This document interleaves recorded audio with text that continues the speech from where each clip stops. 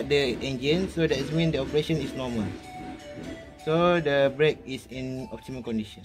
Okay, for the second step on brake booster egg tightness check, we need to start the engine and turn it off after 1 minute or 2 minutes. So for our group, we will do about 1 minute, and then we will depress the brake pedal for several times after 1 minute during the engine running. So now we start for 1 minute. I will take the time by using my phone.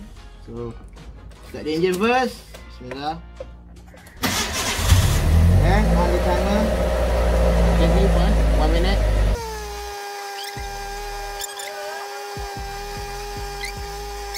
3, 2, 1. Then I will depress the brake. We depress the brake. You can see here. For the first time, if the pedal goes down further, the first rise further, but the gradually rises after the second or third vibration. This is where it's at. As you can see, previously the first one is gradually rises, and then second time also gradually rises, and the third time also at the same level. Hence, from the trial, we can see that the servo is in an airtight condition. And after we start the engine, we need to turn off it after 1 minute. So now we turn it off. Next, I will need to depress the brake for several times. Okay, as you can see here. For the first time, the first trial gradually rises. For the second time, also gradually rises. The third time, still the same level and gradually rises. Thus, we can see that from the braking system, the servo is in airtight condition. Next, for the third step on brake booster air tightness check, we need to depress the brake pedal while the engine is running like this condition now. Then start the engine with the pedal depressed. So I will depress the pedal after I turn off the engine. So this is when the engine is running. I depress. You can see I depress the brake pedal. Now I will turn off the engine and we will observe for 30 seconds what happened to it. So turn off.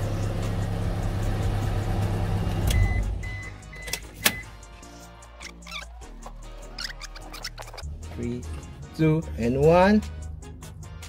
Time's up. Yes. Time's up.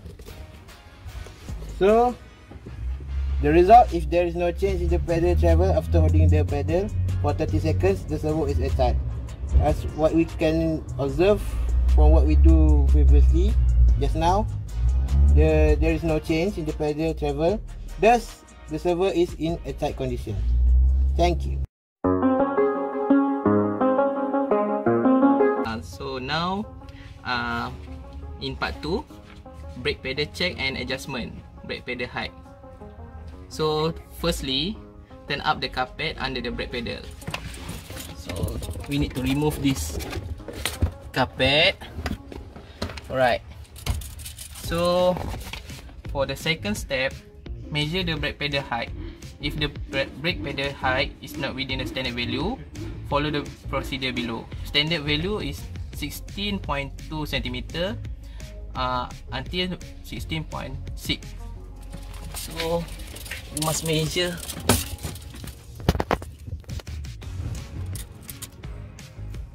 Okay, for this one, almost 16.2 cm. Okay, so in the standard value, so we need to do the remove brake pedal assembly for the part 3.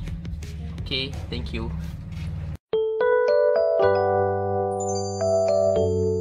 The tool that I will use is the 14mm common ring with ratchet and plier. I will remove the piston pin assembly first. This is the pin, remove. Okay, the piston pin, and then we will remove the brake switch. Okay, this is the brake switch, and then we will remove the brake pedal shaft bolt in this by using 14 mm ratchet. This is the brake pedal shaft bolt. We will open it, remove it. This is what we get after remove the brake pedal, and this is the brake pedal, and this is the brake pedal shaft bolt with the nut, and this is the spring for brake pedal to play, and this is the brake switch. To check the continuity of the stop length switch, we need to use the multimeter. We will use the continuity to check either the stop lamp is working or not. If the stop lamp switch is okay, there will be a buzzing sound. Okay, this is sound. If we press the brake switch, there will be no sound. If we release the brake pedal switch, there is continuity. So this stop lamp switch is working. We will check the ohmmeter reading for the stop lamp switch. The ohmmeter will be set at 10 ohm. We will connect the positive to positive terminal and negative to the negative, and it will show around 5.5 ohm. Okay, next we will depress the plunger around 4 mm, and the reading will be show 0 ohm. Today I would like to discuss about this brake system component. Okay, these are all components that involved in the brake system. Firstly, brake pedal. Second one, brake fluid reservoir. The third one is master cylinder. The fourth, brake caliper and brake pad. And the lastly is the rotor. So the first component is the brake pedal. Brake pedal function is to apply the brakes, causing the vehicle to slow down or stop. The second one is brake fluid reservoir. The main function is to store your vehicle brake fluid and protect it so that your hydraulic braking system can work properly. The third one is caliper. Caliper are found on each wheel and works to squeeze the brake pad against the rotor in an effort to slow the spin of the wheel and get the vehicle to reduce its speed. The brake pad contains special material that generate the high frictional force when they come into contact with the spinning rotor. This pressure creates the friction needed to slow or stop your vehicle. Rotor is the circular discs that are connected to each wheel, 2 in front and 2 in the back. Rotor are designed to turn motion, kinetic energy, into thermal energy heat. As the calipers squeeze your brake pad together, the rotor large surface area creates the friction. The friction resists the spin of the wheel, which slows its rotation and movement of the car. Okay, that's all for today. Thank you.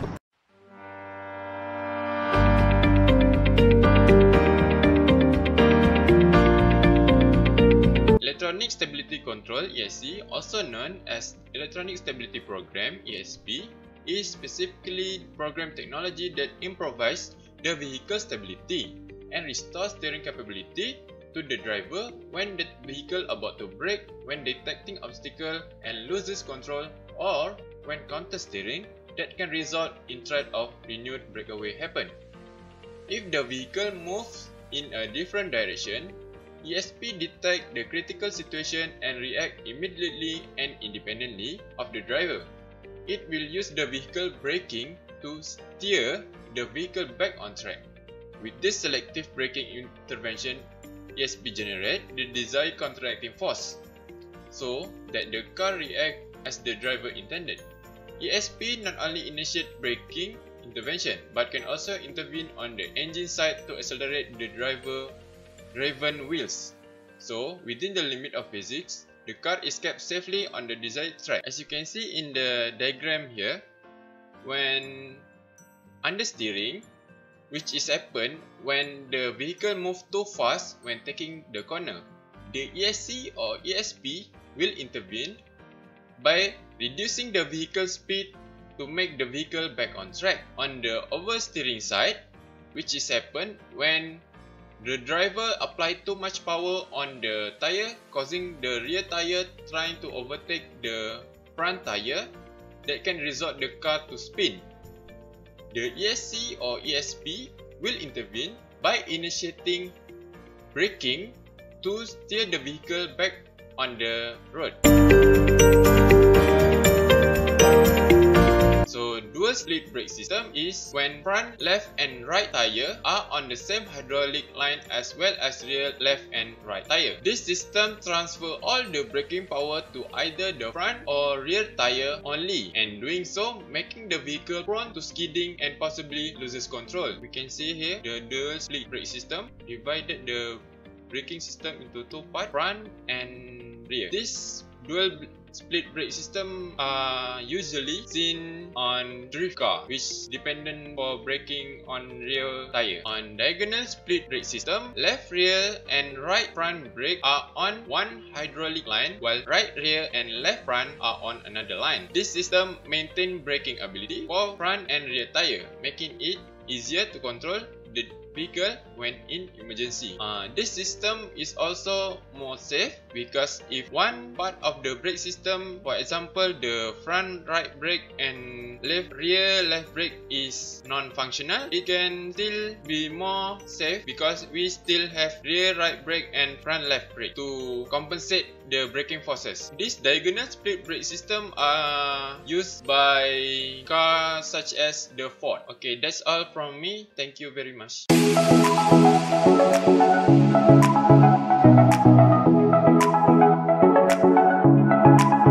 So for those who very love to watch motorsport, especially Formula 1 or rally, or maybe just for those who love to play video games, racing games in mobile or computer, they might be familiar with these two words. Or for those who might not familiar with this word or hearing it for the first time, it's okay. Both of us we can learn together. So let's start. Before we talk in detail about the understeer or oversteer, it is important for us to know the basic or the fundamental theory for these two words, which is the slip angle. So in vehicle dynamics, slip angle is the angle between the direction in which the wheel is pointing and the direction in which it is actually driving. Or in much easier word, is the difference between where car is pointing or heading and where it's actually going. So look at this picture, given picture. The blue line here is where the front tire are pointing, and the red line there is the direction of the car is traveling. So the angle between those two lines, we can call it as the slip angle. The understeer, which happen if the front wheel's slip angle increase more than that of the rear wheels, is known as understeering. So if you see in the picture, the slip angle of the front wheel is much bigger than the slip angle for the rear wheel for understeering. Meanwhile, for the oversteering, if the rear wheel slip angle increase more than that of the front angle, so it is called as oversteering. You can see in this picture, the rear wheel slip angle is much bigger than the front wheel slip angle. So this is the basic knowledge for the understeer and oversteer. Understeer is when a car turns less than commanded by the driver, resulting in the car traveling right of the intended path. So basically, let's say that we are driving a car and there is corner, so we want to turn to the left, but the car moving straight on might be they're a bit slow to turn the left, so it is mean that on the steer. So it happened due to excessive speed or hard braking to a corner. So as for my experience, I doing my climbing mountain, sometimes I understeer, especially when we put so much speed doing a cornering, so the car might tend to getting outside of the road. So occur when the front wheel slip angle increase more than the rear wheel. This is just what I discussed, and usually this car most common happen for the front wheel drive. So most vehicle in Malaysia, I believe they are front wheel drive, so understeer always happen. We cannot neglect the understeer. So this is the basic example for the understeer. We can see the picture here. The yellow line here is the intended part that I want to go, but it not happen like that, because to the understeer we can see the blue line. The car move outside a little bit from the road because the front wheel tire do not have enough grip to steer. How to correct the understeer? The basic is the ease of the throttle. Do not suddenly release the throttle because it will transfer the weight of from the front tire to the back tire, so it will cause another problem, which is understeer. Slightly release the steering input to the outside. Let's say that we are turning to the left, but the car is going straight. So what we do is slightly release to the right of the steering wheel, so that the traction with the tire will get the grip according to the direction of the car. Finally, gently brake if necessary. Next, we talk about oversteer. Oversteer is when a car turns more than the driver intends while he or she is applying a steady steering circuit. This could happen because of acceleration, asking too much of the rear tires, or sudden weight transfer to the front with a quick let off of the throttle, step of the brakes, or too much steering input. So basically, oversteer happen when we lose the traction at our rear vehicle.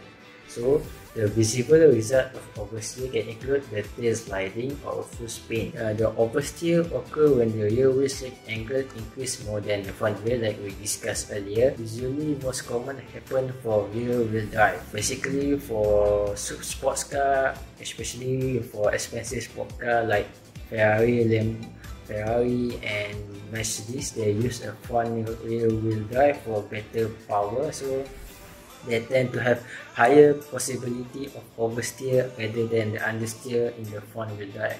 So this is the picture of example for oversteer. So we can see here the yellow is our intended path to go to the corner, but due to the oversteer, the bridge is the blue line. So our car tend to turn more to the corner, and resulting will lose the rear end of our vehicle and it will become spin off. So oversteer is much more dangerous than understeer, because when understeer we still can see the direction of our road and we can still the control F1. When oversteer happen, our car will spin or turn off and rolling and spin. So because more danger, because we cannot control the car and we cannot see which direction our car will end at. How to correcting the oversteer? The first one is counter steer to the skid. What I mean by that, let's say that we are turning to the right, but suddenly our rear moves to the left. So what we need is we're pointing our steering to the left so that it follows the motion of the rear, so that it can move like a drifting corner.